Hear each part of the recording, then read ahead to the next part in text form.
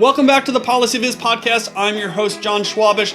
On this week's episode of the show, I'm very excited to talk with the 4 founding members of the new data visualization learning community, Elevate Your Data Viz. I've got Duncan Gear, Alli Torban, Will Chase, and Gabrielle Marie joining me on the show. This new learning community is really exciting, I think, because what the 4 founders have done is created a community where not only can community members get specific pieces of advice and specific training and specific videos and blog posts and all of that, but they get to communicate regularly with the 4 owners or organizers, I should say, to tell them what they want to learn about. Does the community want to learn about D3? Does it want to learn about Tableau? Does it want to learn about data equity? What do you want to learn about? And then they build the content around that. In addition to having this active community where people are talking to each other, they're sharing their own experiences, they're sharing their own successes and their own failures. So it's a really exciting part of the data visualization community. And I hope you'll check out their site. I hope you check out what's going on. But the one thing you should always know when you have 5 people on a podcast is that sometimes it can be a little difficult to discern names and voices. I think we did a good job here. We were pretty upfront about that at the beginning. You're going to hear me introduce each person as we go through.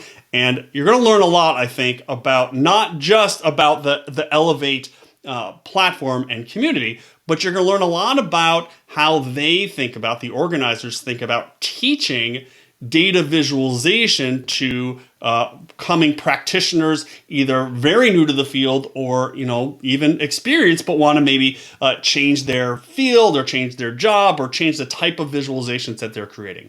So take a listen to this week's episode of the show. A bunch of links are below the episode notes, so you can check those out. A lot of links. We talked about a lot of stuff, so there's a lot of links down there. So check those out. Check out their portfolio, check out the platform, and see if you might be a community member that could benefit from learning more about data visualization. So here we go. Here's my conversation with Duncan, Alli, Will, and Gabriella.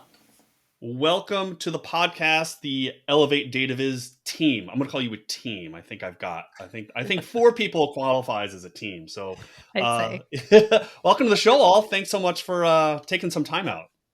Thanks, John. Happy to be here. Very excited. We've got for those who are listening, we were talking beforehand. We've got 5 people on this episode. We're going to be wrangling. We're going to try to get it all so that you can identify who's talking at what time. And of course, there's going to be a lot of links that come out of this conversation. So you should check them out. They'll all be in the notes. So we're going to start with introductions. So you can, in your mind, as you're listening on your walk or whatever you're doing right now, you can tag names to voices. So we're going to start with Gabby. And so maybe just a little bit about yourself, and we'll just go around the room. Awesome. No pressure. First one. No pressure. First one. Right. Yeah. I'm Gabrielle Merit. I'm a freelance information designer and data illustrator, and I help ethically driven and creative organization share the stories with data. I hope that's short enough. Yeah, that's great. All right, I'm just going to go around my virtual room. So, Will, you're up. Yeah, so I am Will Chase. I am a visual journalist based in Philadelphia, but I work for Axios, so I work remotely. In the past, I've also worked for companies, worked in academia, and done freelance data viz work as well. Great. And Alli? Hi, I am Alli Torban. I'm an independent information design consultant here in DC. I'm basically John's neighbor, and I do mostly editorial style, I guess would be a good way to describe it, data visualizations and infographics. Great. And last but not least, Duncan. Hi, I'm Duncan Gear. I'm an information designer. I live in Sweden, though, as you can probably hear from my accent, I'm originally British. And I tend to work with nonprofits. I do a lot of environmental and climate work. I'm also super interested in sonification. I'm one of the co-hosts of the Loud Numbers podcast with Miriam Crick. And yeah, I'm going to be the only one of us to introduce themselves with, I'm also one of the co-founders of the Elevate Learning community. You all got that one, didn't They you? passed right by it. They just passed right by it. Totally forgot about it. Oh, it's just Well, totally I missed figured that was sort of a given that, like you're on the Elevate Data It is Viz kind of Learning implicit. Community podcast. So, we're not just inviting randos on here. No, well, I mean, sometimes it feels that way a little bit, but Well. not this time. Okay, so I'm really excited to talk to you all about the new Data Viz Learning community you all pulled together. And so I thought we could start with maybe Duncan talking about what it is for people who may not know, and then talking about how did the whole thing come together, because like I'm kind of think it's a miracle that we were able to get the 5 of us on a call. Like I feel like that's as much as a miracle, but getting 4 people to pull together an entire platform of teaching people about data visualization is itself kind of a miracle. So Duncan, maybe you could just give that short introduction to what it is and then how it came together. Sure. So Elevate is a learning community, as I said. We're providing a space, a kind of safe space for people to get together and boost their skills in kind of creative data viz and information design. Does that make sense? Is that pretty clear? Yeah, People so nodding? maybe, and then maybe just so people know, because it's not just like it's not just like a website you go to and like there's a list of resources and like video tutorials. I mean, there's a whole Yep. like ecosystem around it. So maybe you could talk a little bit about all that stuff. And I know we'll come back to it, I'm sure, over the course of the conversation. But yeah. Yeah. So we also provide. Let me start that again. So we provide a website with like a bunch of like blog posts that we post to once a week. We also provide a community, which is based currently around Slack, where you can kind of chat about things. We have like a weekly question, and we have like a little wins channel where you can share whether you've done something. And then we have like a, I need feedback on this kind of thing channel. We also have a knowledge base where we're trying to compile all of our community's knowledge together into sort of one easy to browse unit. What else do we have? We have regular office hours where people can come with their problems and chat to us. We do live streams. We do heaps of stuff. Yeah, it's this heaps really of long stuff. list. Yeah. And I guess it's beneficial. You kind of cover a lot of different time zones. So Yes. So we've got like Gabby, you're on the West Coast, Will and Alli on the East Coast, Duncan, you're in Sweden. So are you all sort of like, have you carved out time, like specific time, just make sure you're kind of like watching the Slack thing over here? Or is it just like whoever's sort of around at that time? Yeah, I mean, one of the great things is that we do have members from all around the world, and that's been something that we've been really, really happy about. And yeah, it's it's people are generally pretty, they're willing to wait a couple of hours or something for a reply. Right, yeah. It's not too much of a problem. We don't have good. it like perfectly synchronous. And when we do like a live stream or something, there's always a recording available for people who can't make it live. So yeah, the time zone thing works, but it definitely helps that we are spread around the globe a little bit. Yeah, absolutely. All right, so tell us how this thing came about. Like, were you just sitting at home one day and you're like, I have this a great idea. I'm going to go talk to my friends. So this came out of a couple of years ago. I read this article. It was called something like the Keyboard CEO Manifesto. I can give you a link for your show notes. And it was kind of explaining how to be like a solo business person, like a company of one. And one of its key recommendations, and it's really, really good advice, was not to spend all of your time looking at the superstars, right? The people who are much further on in their career than you and feeling like you suck by comparison to them. And instead, try to kind of form a small group of folks at a similar stage in the journey to you. So I looked around and I kind of identified a group of people that I thought were doing kind of similar work to me. And I messaged them kind of just sort of out of the blue, really, and asked if they wanted to kind of do sort of an occasional group call or something just to kind of compare notes. This was sort of right at the start of the pandemic and lockdown. And so I think nobody was tired of Zoom at this point. So it was a good time to be sending that message. But yeah, to my surprise, they all said yes. And that group immediately became, for me at least, one of the most important things that I've done in my career to date. Like, I cannot overstate how incredibly valuable this thing has become, having this little kind of trusted council of advisors to help me like work through problems and help other people through their problems in turn. But then during all of this, I kind of realized that all of us were writing blog posts and newsletters and sort of, hosting podcasts in the case of Alli, and informally kind of like mentoring people in the subject of kind of how to build a career out of creative data viz freelancing or information design.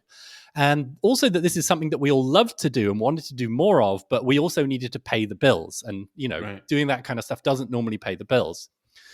So I kind of started thinking about how we could join forces and create something that would be valuable for people, while still being kind of financially viable for us to spend time on. And so I pitched this kind of like super vague idea. I think I had this crazy metaphor about light and fire. He had a PowerPoint presentation. I had a PowerPoint presentation. That's amazing. That's awesome. And then to my even greater surprise, they all said yes again, and yeah, here we are today. And I kind of want to note as well that Jang, who was part of our kind of like larger group, was also a big part of the development of this program as well. And she decided to opt out before we launched because she pivoted her career away from DataViz, and you might have read her excellent article about that. But yeah, Jane was really instrumental in the early days of setting it up and really helped us clarify a few things. So I wanted to give a kind of little shout out to Jane and, and the other people who were part of this kind of like little wider group who, we owe a huge debt of gratitude to. That's great. So I want to come back to one aspect of the origin story about you sort of seemed like you built your own little community of 4 people before sort of building this broader platform. And so I want to come back to that and sort of maybe what the lessons learned were over those like 6, 12 months or so, and how maybe that was incorporated. But before we get into that, because I have a lot of questions. So before I get into that, I want to talk about one of the interesting things I've noticed in the community is that it's not just focused on, how to learn how to build something in tool XYZ, or, how to, what should your invoice look like? Like there's a whole section on that I was looking through on process, right? And so like there's this really cool piece I thought that was like basically how to like collect images, kind of build like your digital mood board, get those into like this tool or that tool. I think maybe Pinterest was one of them,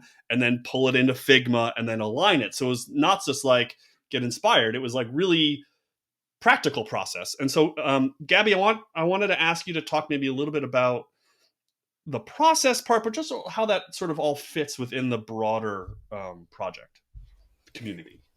Yeah, so we all we all do create like tutorials on like softwares, but we know and acknowledge the fact that there are better tutorials probably out there already. Like we all have access to all those courses and free YouTube videos. And so we wanted to offer something different to the community. We really wanted to give process, like you say, practical advice and recommendation that people can apply to questions that maybe sometimes are not covered. Like, so the one you're talking about is called the Find Your Style Challenge, and it was made in 4 weeks. And each step is different. It's kind of like breaking it down baby step. Instead of telling people you have to find your style, look for inspiration, and there you go. Mm-hmm. We wanted to give really, really exact advice on like step by step. Here's where you collect images, because people don't know to start with. Like here's a list of all the websites you can use. What type of inspiration you're looking for? How many do you need to get? So the idea really for those challenges, and we do, so this is a Find Your Style Challenge process. There's some Data Viz challenge that we've done and also coming up soon. But the idea is really to break it down into micro steps to help people, really take the time to do it and their own time. There's no like time pressure here, but we've realized in our private community between us that when we have those big goals that are a bit abstract, like make a portfolio website, it's just impossible. Like first, it's scary to start with. And also like, where do you start? Do you first do your own content? Do you start with choosing the website template? Which website template do you use? WordPress, Squarespace. So we really want to break it down, all those processes. We want to talk about the things that nobody talks about. Yeah. So whether it's client work, I'm like, okay, so here's a contract, but how do you use it? What do you pay attention to? We really want to break it down to micro information that people are, the people need and never get. So, even recently, Duncan and Alli have a series on like the process of creating a data visualization for the press. So how do you pitch it? And Duncan is sharing like his email. Like, what email did he wrote? He sent like the whole template. And that's the kind of thing that you don't, sometimes I would give you like vague advice on like, this is how you present it. You talk about, you know, what's cool about the art, what's relevant, but really having like a template with sentences that's pre-written for you, I think is like what we were missing, and what we give each other in our private community, in our private site. That's why we realize what helpful is. Sometimes I'm going to ask, like, can somebody write for me an email to tell my client, like, push back on something? And how do I actually formulate that? So that's the idea of this process, is just breaking down and giving people way more practical information. Yeah, but it taps into a real thing, right? Which is like, I think we all sort of forget that we don't all know every tool, and just like, even though Pinterest, for example, might just be sort of a simple like, put this in your thing, like not everybody knows that. Not everybody knows there's like a Chrome extension where you can yeah, I mean, all those little things are super helpful, just to like, as I think Duncan, you mentioned earlier, like reduce the amount of time that you're doing on these sort of smaller things and just get to the, what I think most of us would say is the fun stuff, which is actually like the creation part. Cool. All right. So process is obviously a big part, and we'll come back to that, but part of the process is learning how to actually build something. And my guess is, and correct me if I'm wrong, but my guess is a lot of people in the community want to learn, like, how do I actually make a thing? I've got the data, but how do I actually make a thing? And Gabby, as you mentioned, there's a million tutorials out there, but like, you watch the YouTube thing, and if there's a step missing, or like your computer does something, like you're kind of stuck. So I wanted to ask Will about sort of tools generally, but also specifically about D3, because I noticed, I think it was the most recent newsletter you all sent out, there was like a whole section on questions about D3. So it's sort of a two-part question, like tools in general, but also like specifically to D3, like what are you seeing from members of the community? Is that their focal point at this point, or is it just like there was just kind of like a spike in interest in that, and you anticipate it sort of broadening out? Yeah, so I think there's like several parts. It's like a two-part question, and I'll probably give like a 10-part answer or something. I think in terms of like focusing on tools, or like what sort of stuff do we do around tools, that's definitely a major part of like the content we make. But I think like Gabby touched on, we really try to focus on niches or areas where you can't find good resources elsewhere. So, like recently, Alli and Gabby made a tutorial on like how to add textures to your charts using Procreate and Figma and Photoshop. Because that's something, like if you go search for that on the internet, it's not easy to find that in like a DataViz context. So we do have a lot of tutorials that are focused on like stuff you wouldn't find elsewhere. Now, in terms of the D3 stuff, I think it's what happened was we had a lot of new members come in, and we had a big influx of people saying like, hey, I'm, this is my name and I live here, and right now I want to learn D3. Like, that's the next step. But as Gabby mentioned earlier as well, like there's people out there that make way better D3 tutorials than we could ever make. And there's dozens of them. So if somebody asked me like to teach them D3, I would be like, okay, great. Give me $200 and then I will give you $100 back to spend on Amelia Wattenberger's book, and then I'll pocket the rest. But the tricky part is like when you tell somebody, oh, there's lots of tutorials, go find them. It's not that easy. And especially for something like D3, what we realized is that it's really a huge like base of knowledge that you need to even get to that point. And that's the case with a lot of tools.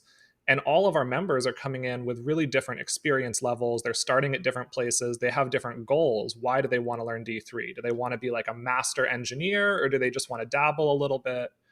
And so we came up with the idea to basically say, okay, we're not going to make a whole D3 course, but what we will do is make what like a learning pathway sort of thing, where we figure out, okay, where you're starting, what is your base of knowledge that you're coming in with, and then based on that, here's like a whole set of tutorials. Here's what you need to learn. Okay, step 1, learn HTML and CSS. Here's our recommended tutorials to do that. Step 2, learn JavaScript. Here's the courses we recommend for that, and so on. And I think it's a really good example of how we can respond basically to what our members are asking for, because that's one of my favorite things about this, is that we can be really responsive. So if we see a huge influx of people saying, I need to learn D3, we can be like, okay, great, we're going to make some content for that. And yeah, part of that newsletter was saying, this is something we're working on, and what else do you want to see? Because I think this is a concept that's really applicable. So people come into Data Viz with completely different, like some people are engineers and they need to learn design. Some people are designers and they need to learn engineering. So, I think this is a concept we hope to extend. We can have a learning pathway on D3, on visual design, Tableau, storytelling, whatever it is. And so we're asking our members, what do you want? What do you need? And then responding to that. Right. I wonder how many people who said, I want to learn D3, and then you're like, okay, here's what you need to learn on HTML, and here's what you need to learn on CSS, and here's what you learn on JavaScript, and then we'll get to the D3. How many of them were like, forget it, I'm going to Google Sheets, forget it, I'm not going to. Yeah, I mean, most people exactly don't right. need D3 to do what they want to do, right? Right. Yeah. So yeah. I do wonder how many people sort of think I need D3, and then they're like, well, maybe I just need like a lot. Yeah, I think it's probably a lot. Yeah, that's right. It's a huge thing. I mean, in fact, one of the first articles I wrote for the community was called "Do I Need to Learn D3?" Because I was like, we're seeing like everyone comes in, and I think there's this huge sort of like, I don't know where it comes from exactly, but there's like this sort of D3 lobby that like gets it in everybody's head that as soon as they join Data Viz, that's like the pinnacle. They have to learn D3, and one of the messages I was giving people is like, honestly, if you're thinking of like time input, like input and reward you're going to get out of that, D3 is not what I would recommend learning. It's a massive, massive time sink, years of investment if you're not like already familiar with these knowledge base. And you're going to get a useful skill out of it. But like in that same amount of time, you could develop so many other useful skills, and, skills that are used far more often than D3 is, in fact. So, yeah. So before I ask my next question, so you've all in as when we started, you all mentioned you sort of have different. It's interesting. You all have sort of different places that you sort of live, kind of in the Data Viz world, right? So Alli is kind of more on that infographic illustration side, and Will, you're in sort of like the news side. So I'm just curious. Maybe we go around the room. Like, what is your primary / preferred? I hesitate to say that because sometimes we have our tools that we don't like, but we have to use them. But like, what is your primary tool that you use in your day-to-day? So maybe we'll just like, so Will, we'll start with you.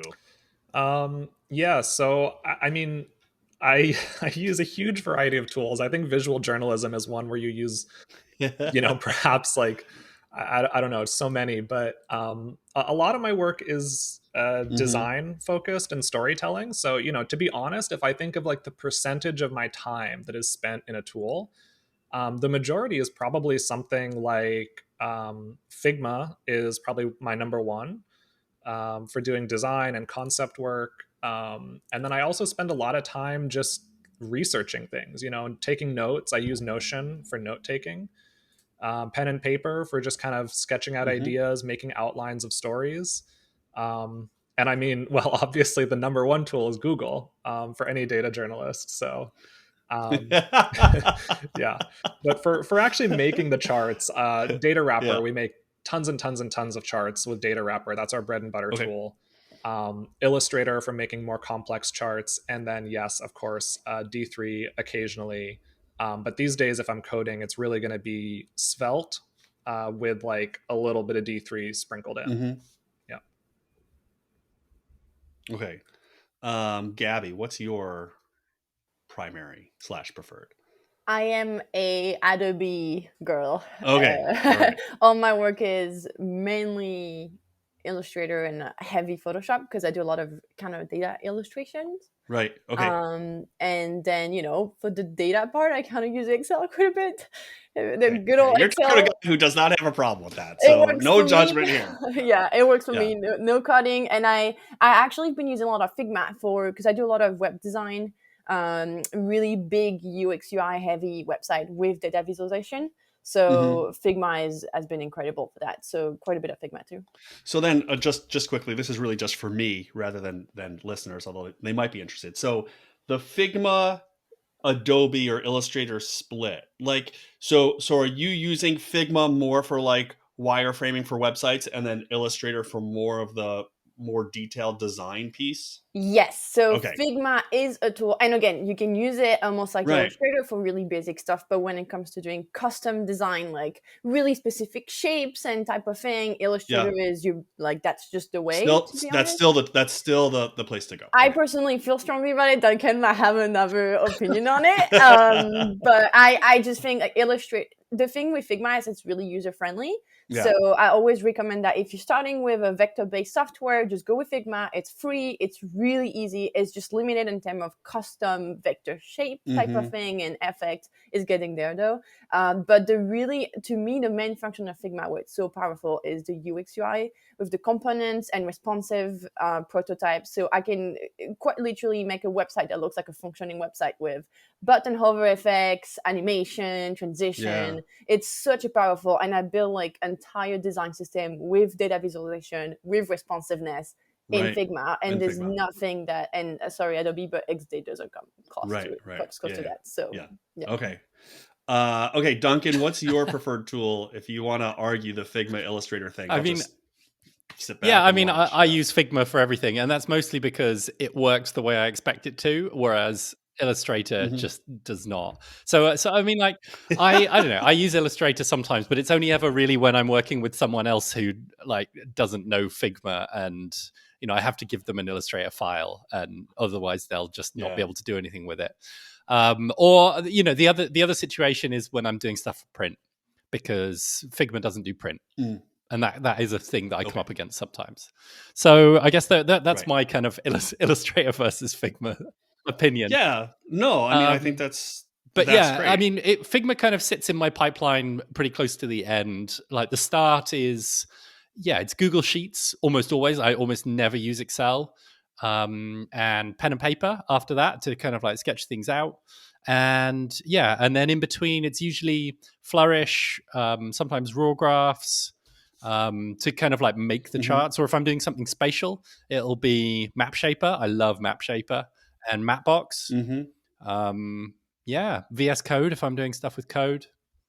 That's pretty much how I run things. And what I really like about this question, I'm really glad you asked this, because it really shows how, I don't know, one of the big benefits of, I think, our membership is that you get 4 different perspectives on everything, right? It's not one answer. You're getting 4 answers. And it kind of shows that you can kind of build a career in this.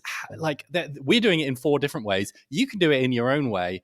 Like, there are certain commonalities and useful things, but like exactly which tools you use, everybody uses different tools and everybody is making a success of it. So like, you don't have to kind of copy people's tool list or whatever, or learn whatever the cool tool is.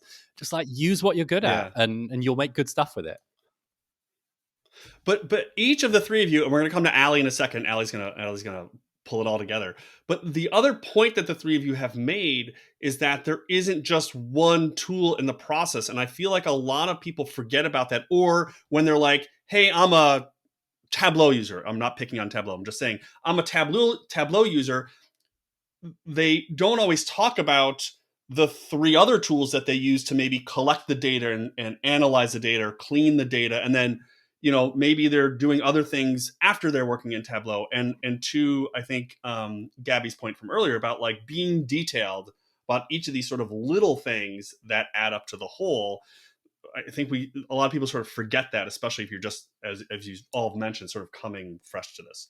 Okay, so Alli, I'm going to ask you the same question on tools, and then I'm going to ask you a follow-up question. But let's start with like, what's your tool? Yeah, kit I love Tableau. I use Tableau a lot. Figma, rawgraphs.io to do charts, and Illustrator, and Procreate with my iPad are kind of my big ones. And you're right, just jumping from one.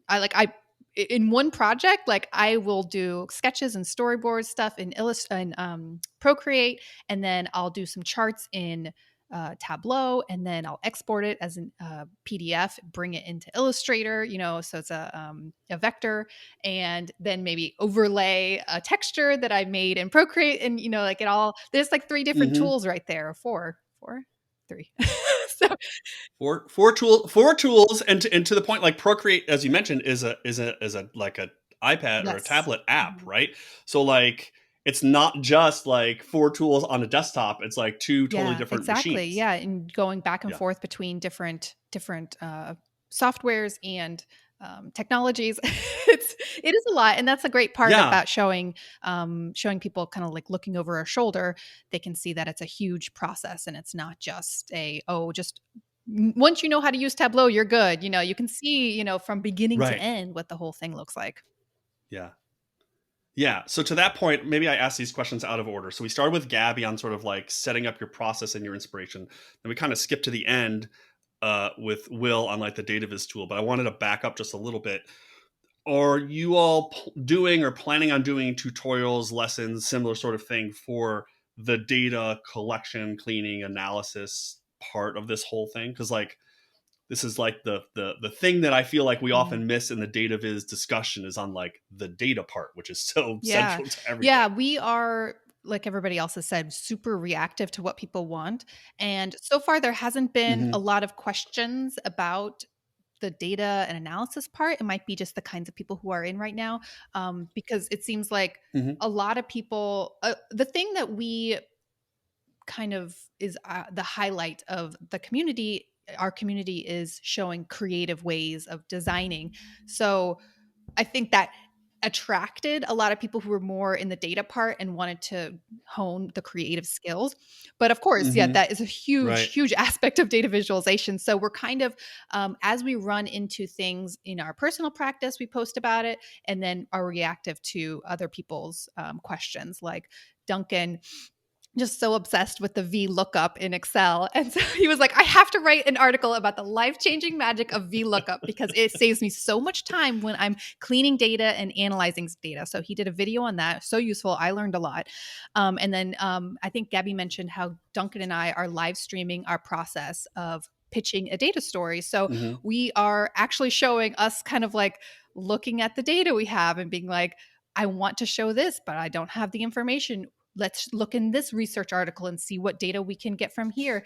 Okay, well, that idea is dead now because we don't have the data. Okay, what do I have to do to pivot this data set so it works for our visualization? So you can see us working through these problems live. So that is definitely something that we are focused on, but we're more reactive to what people want. Well, so 2 things on that. Duncan, I don't want to blow your mind anymore, but like now you need to go to XLOOKUP. That will totally change your life if you go to XLOOKUP. But that's a whole other thing. XLOOKUP's like the new. It's VLOOKUP on steroids because it combines index and match. I was going to say I'm all about index match these days. I've moved on from my VLOOKUP days. Right. Okay.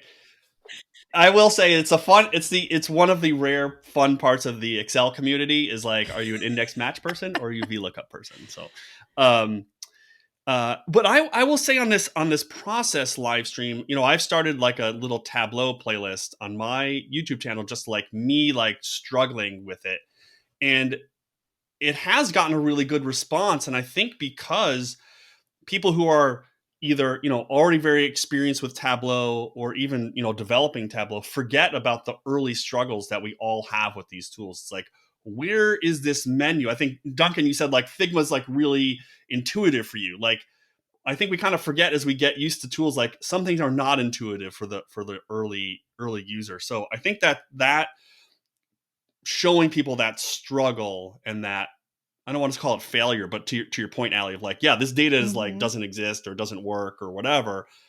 Like, that's a struggle that we all have, and I think we see like shiny things on the internet. Yeah. We're like, oh, yeah, this you is see easy, somebody post like Will will post something on Axios, and you're like, whoa, how did he get that? How did he do that? Right. And then of course he doesn't tell you about the stories that got all his stories that got killed.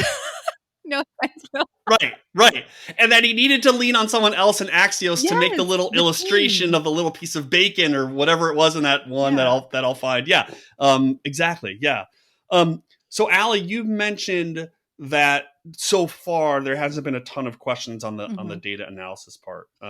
What are the and you've all mentioned that like D3 seemed to be sort of a bigger area of challenge. So what are some other things that people have been asking about that you all are, obviously working on now, but you expect to sort of be, those things that you can address? And I should say the way that we find out what people want is that we have surveys and people ask questions in Slack, and we have office hours every week. And that's a lot of where we get our ideas for our next article. Like someone will say, I'm having trouble doing this. And we're like, other people are probably having trouble doing this too. So we get a lot of our ideas from people who come to office hours. So that's a really great source.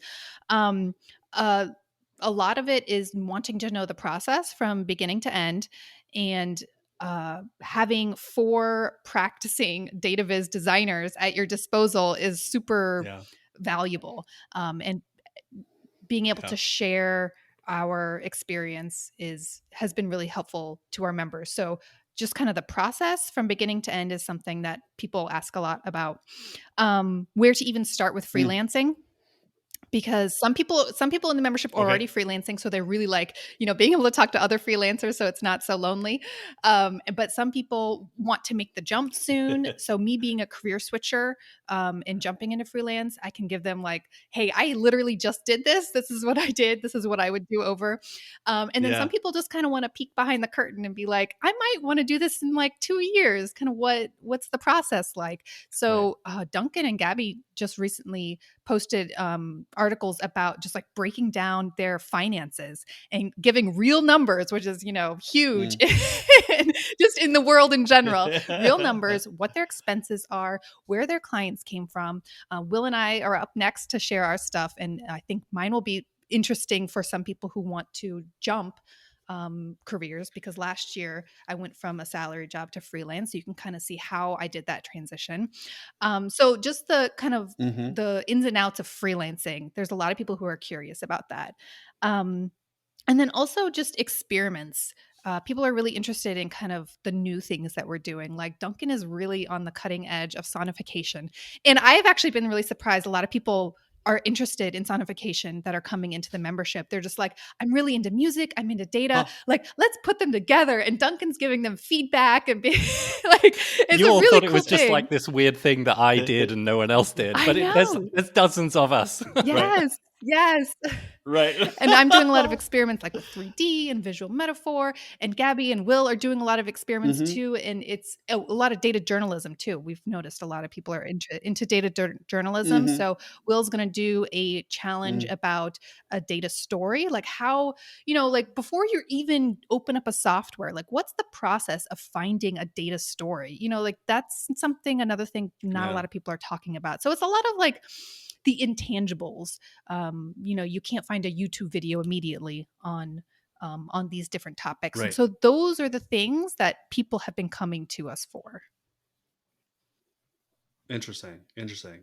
So on the freelancing side, Duncan, I want to turn to you on this one. So on the freelancing side, when you all first announced this project, I saw a bunch of people say, aren't you just helping people who are going to be your competitors? I mean, not Will so much, because he's got the Axios machinery behind him. But no, just kidding. So what's your? I guess what's your response to that? I don't think it's a critique. I think it's just like a question. But like, what is your response to that question of like, aren't you just training? Yeah, I think this is a totally reasonable question. I mean, what I replied at the time was a rising tide lifts all boats. And that was perhaps a little bit cryptic. So let me try and unpack that a little bit so that it's clear what I mean. So I'm an environmental scientist by education. That's the background that I come from. So I come at this from kind of an ecosystem perspective. And I think that right now, one of the biggest problems faced by creative data viz experts, us and our members, is that most people who could use our help don't even know that data viz or information design or whatever is a thing, right? They've not heard of it. And so instead, they look for designers or UX people or data analysts or whatever. And those people, they might be experts in their part of the puzzle, but they don't necessarily have the whole package of skills that are crucial to kind of crafting the best possible work, right? And that includes graphic design and UX and data analysis, but it also involves storytelling, experience with accessibility, coding skills in some cases, maybe a degree of artistic flair, if that's, something that you can call a skill, and much more, beyond that. So, like, how do we change that, right? And it's one way that we can do that is by raising the profile of DataViz as a field, right? So that more people know that it's a thing and that there are people who specialize in it. Or if they do know about it, maybe we want them to understand better how incredibly valuable it can be to an organization and that it's worth paying for an expert rather than just getting your in-house graphic designer to have a go, right? And so then we ask kind of, how do we do that? And one good way is to have as many people as possible making really good work and proudly talking about it and labeling it as DataViz and publishing books full of beautiful, DataViz works and things. And that's kind of where we come in, right? We think that the best way to get that to happen is to provide a safe place where people can get together to learn and experiment and to elevate their skills, basically. So to kind of sum all that up, I guess we kind of think that expanding the market is a much more useful thing to be doing than fighting over scraps. And I think you can kind of see that in the fact that we offer unemployed folks and students and people in lower income countries a 50% discount on the cost of the membership. And, we really genuinely love sharing our knowledge and our skills and our experience, and we love to see our members succeed. And we very much think that more people doing great work means that everybody has an easier time. It's a kind of a vibrant ecosystem is a much better, a much healthier place to be than a collection of like tall poppies or whatever. So that's kind of our philosophy behind the whole thing. Yeah, that's great. So I want to just wrap us up. Maybe I'll give... well, I'm trying to think if we should go around the room one more time, but I wanted to ask Alli just one more time, like, where should people go to find you all? What's the best way to sign up? What is the sign up process? I'm guessing it's a pretty easy sign up process because it just signs up. But where should people look for you all? Go to elevate.dataviz.com and you can read all about the program. We have testimonials there, what we offer, and then there's a button up at the top that you can click on that says join now. And then it'll just take you to the page where you just type in your email address and then put your payment in. So like Duncan said, we have a regular payment and then we have half off for people who are unemployed or from different countries. And you can, we don't ask you to, provide any proof or anything. Like just if you feel like you're qualified, just do it. We want you, we want you to take advantage of it if you need it. That's what it's there for. And yet you'll get a welcome email on where to start and showing you around the program, and then you can join the Slack and introduce yourself, and you'll get a very, very warm welcome. And we hope to see you in there. Awesome. And also, if anyone has any questions and just wants to ask something, you can email us at any time. What is the email address? It's hello@elevatedataviz.com, right? I think that's it. Yes. Duncan. Should I re-record that bit? He wanted a callback. hello@elevatedataviz.com. Right. That's right. No, he took care of it at the beginning where he introduced he was part of the co-founder, but then, didn't have all the contact information. This is great. Gabby, Will, Alli, Duncan, thanks so much for coming on the show. Congrats on this. It's really exciting. And thank you so much. Thanks again for coming on the show. Yeah, thank you so much. Thank you, John. Thanks, everyone, for tuning into this week's episode of the podcast. Before I let you go, just a couple of quick things about some changes that I'm building into the support for the site. So for a long time, I've had Patreon going, which is an opportunity for you to financially support the show. I'm going to collapse the Patreon down to just one platform, just one tier if you want to join that way.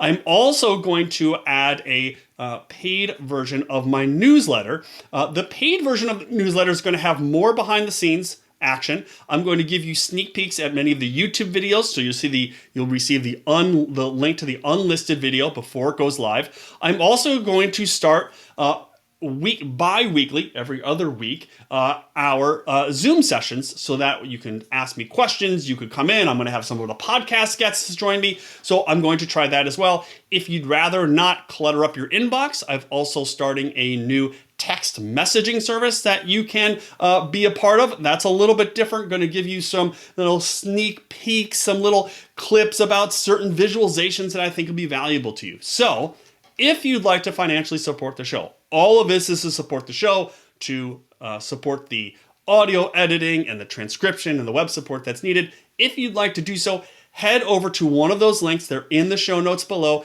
Head over to Patreon, head over to the newsletter, or head over to Winnow, which is a new app I'm using that'll be using text messaging. So check all those out if you'd like to support the show.